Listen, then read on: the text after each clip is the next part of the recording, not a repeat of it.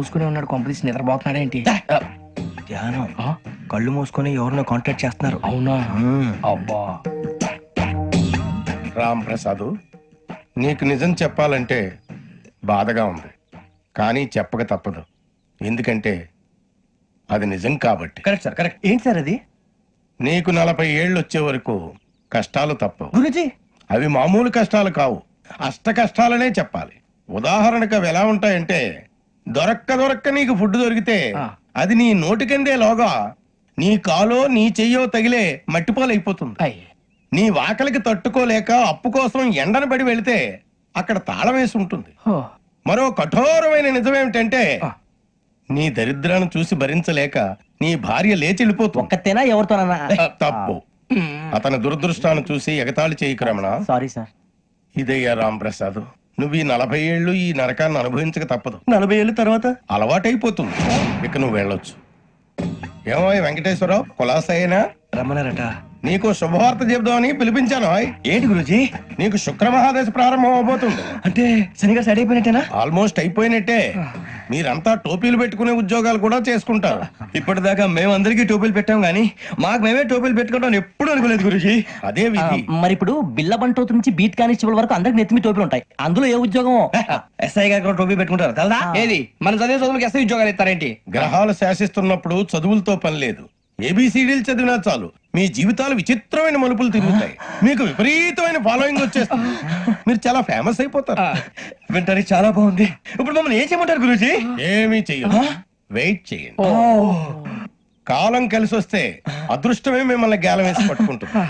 అంతవరకు వెయిట్ చేయండి. వెయిట్ చేసి కొంచెం వెయిట్ కూడా పెరిగింది. అయినా పర్వాలేదు, వెయిట్ చేస్తాం. అందాక ఏ అప్పు సపోర్ట్ చేసుకుని తాగుతాం, బ్రతుకుతాం అన్నట్టు. అప్పు అంటే గుర్తొచ్చింది. అప్పు మీద మీ అభిప్రాయం ఏంటి గురూజీ? ఏంటరా కింద నుంచి మీకు ఎదుగుతున్నాను రా. ఇక్కడేం చేస్తున్నారు? మన టైం బాగుందిరా. ఎవడన్నా అప్పిస్తున్నాడా ఏంటి? కాదురా, ఉద్యోగాలు ఇస్తారమ్మన్నాడు గురూజీ. చూసారా, చదువుగా చెప్పింది నిజమే. మరి శుక్రమాదేశ్ మొదలైంది. ఇంతకీ ఎవరా మహానుభావుడు?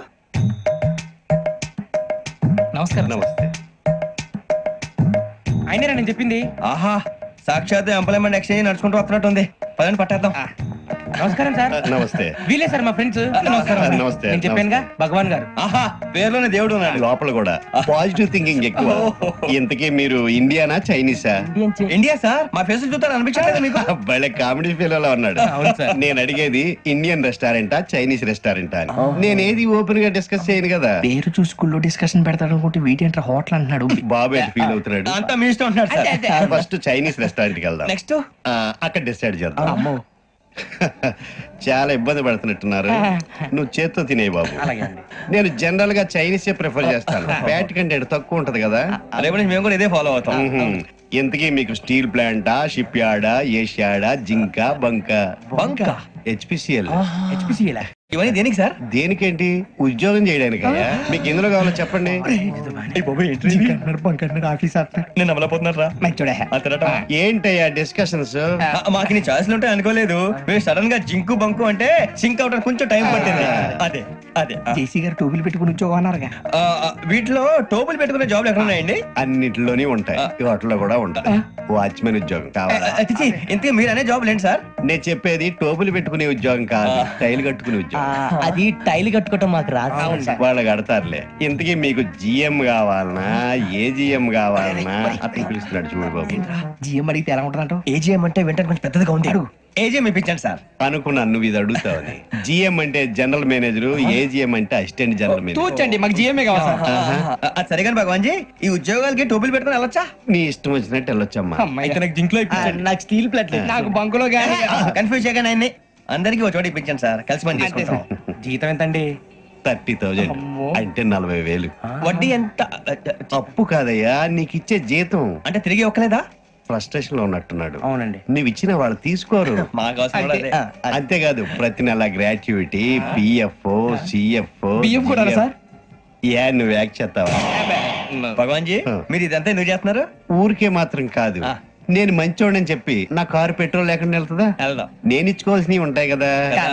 ఇలా చూడు, అందుకని ఉద్యోగానికి వాళ్ళ ఆకారం తీసుకుంటా. మా గెటబుల్ చూసి మీరు అపార్థం చేసుకుంటున్నారు. మాకంత పొజిషన్ లేదండి బాబు. పోనీ నలుగురు కలిసి ఉద్యోగం చేసుకోవచ్చా? మీ దరిద్రం నాకు అర్థమైంది. థ్యాంక్స్. మీ నలుగురు కలిసి ఓ ₹1,00,000 ఇవ్వండి చాలు. నేను నమ్మనరా, డబ్బుల విషయంలో అసలు నమ్మను. నాన్నగారు మీరు అలా అంటాం భావ్యం కాదు. ఏదో జేసీ గారి సిఫార్సు వల్ల శని గారు సైడ్ అయ్యి శుక్రవారం మొదలైంది. ఉద్యోగం దానంతటి అదే వెతుకుంటూ వచ్చింది. అందుకని ఇంకేం కావాలో చెప్పండి. స్టీల్ ప్లాంట్ లో జీఎం అని పెద్ద పోస్ట్ అమ్మా. జీతం 30,000, నెలల ప్రమోషన్లు, సిఎఫ్లు, డిఎఫ్లు, పిఎఫ్లు, బిఎఫ్లు. ఇవన్నీ నువ్వు చదివిన చదువుకే. అబ్బాబే దీనికి చదువుకి సంబంధం లేదండి. చెప్పాను కదా శుక్ర మహాదశ. అది దాని పవర్ అనుకోండి, ఎఫెక్ట్ ఈ అనుకోండి. రోజుల్లో కూడా గ్రహాలు ఎట్లా nonsense? అబ్బా ఏంటండి వాడన్న ప్రతిదాన్ని ఇలా కొట్టి పడేస్తారు. చిన్నప్పటి నుంచి లక్షలు పోస్ట్ చదివించారు. ఎహె, అమ్మా నువ్వు లేని పోనీ పెట్టుకో. లక్షలు ఎక్కడైనా ఊరుకోరా, మాట వరుస కదాలే. ఒక 25,000 ఇస్తే వాడి జీవితం సెటిల్ అయిపోతుంది అంటున్నాడుక. అంతగా ఆలోచిస్తారేంటండి? అమ్మా నాకు ఉద్యోగం రాగానే మీ అందరి స్టీల్ ప్లాంట్ షిఫ్ట్ చేస్తే ఓకే. నువ్వు చెప్పేదంతా కరెక్టేనా? నాన్నగారు మీకు అంత అనుమానం అది ఇవ్వకండి. సర్లే, ఇప్పటికిప్పుడు అంత డబ్బు అంటే కష్టం గానీ నా కెనటిక్ హోండా అమ్మాలి. నాకు తెలుసు మీరు ఆ నిర్ణయం తీసుకుంటారని, అందుకే పార్టీని పట్టుకొచ్చాను. బయట వెయిటింగ్.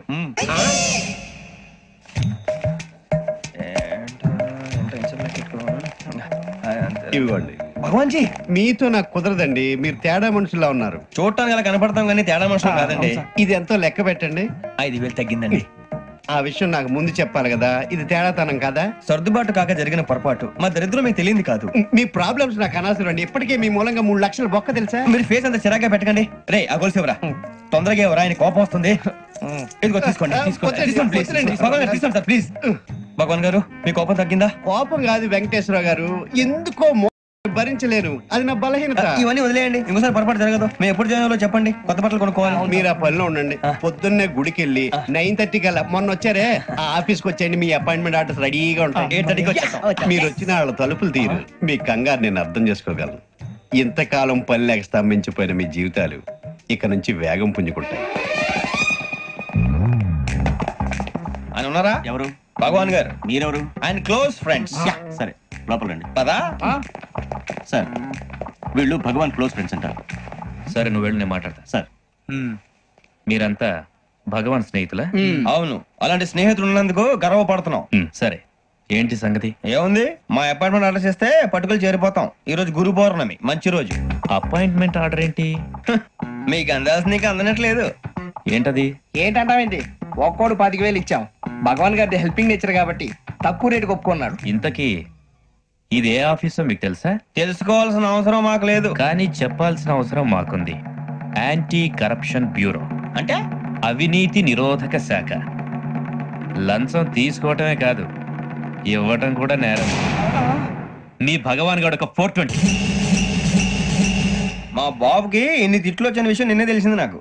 ఇంతవరకు మా బాబు నా ఒట్టుమే చేయలేదని మీ అందరితో గర్వంగా చెప్పుకునేవాడిని. First time man handing record 5,000 తక్కువే నా goal చెలుగు లాగేస్తాడు.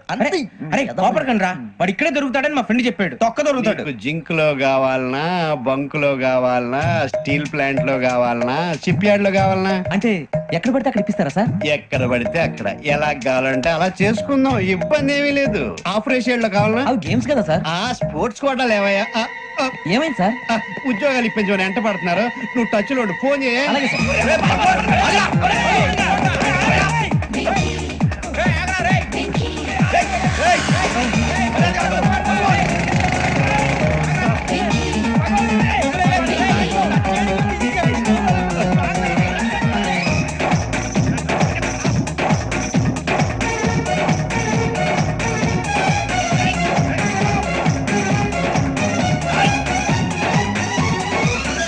On your mark set go.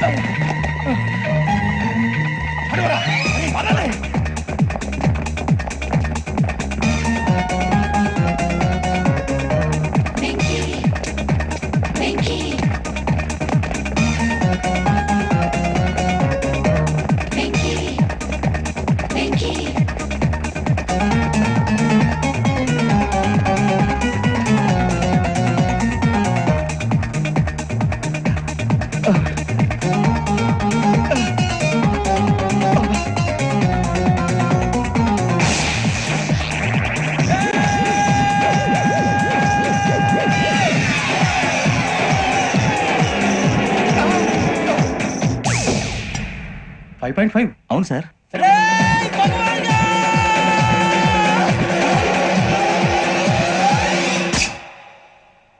Great.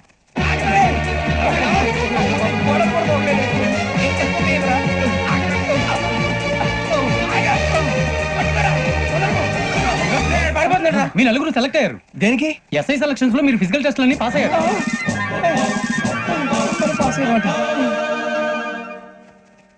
కానీ మేము అప్లై చేయలేదు సార్.